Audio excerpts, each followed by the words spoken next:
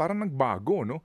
Kasi dati medyo lantad sa publiko, may press con o kaya naman po may report, no? Kung saan po sinasama pa yung media para makita, para lang mapatunayan na hindi lumulubay ang gobyerno, no? Sa paghabol dito nga sa mga responsable, sa mga nagdaan tungkol sa mga proyektong overpriced o kaya po naman wala sa standard. Wala na pong ganun ngayon. As in tahimik na lang ito, tapos pag may nakita, hindi nyo na ito isinasa publiko. Ganun po yun, attorney. Yes, Manong Ted, pinapaubayan na po namin ito sa mga law enforcement agency para po yung po kasi further investigation ay sila na po magpapatuloy. Opo. Paano yung mga contractors? Yung mismong yung mga contractors ay congressman na nabanggit, no? Ang dami nila.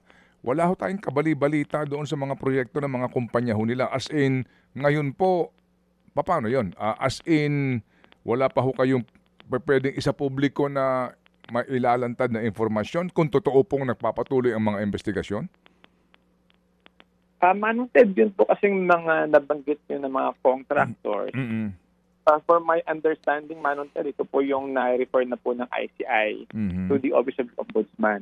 Opo. So, kami rin po, so far as the documents and information na hiningi po sa amin, na isabit na rin po namin lahat.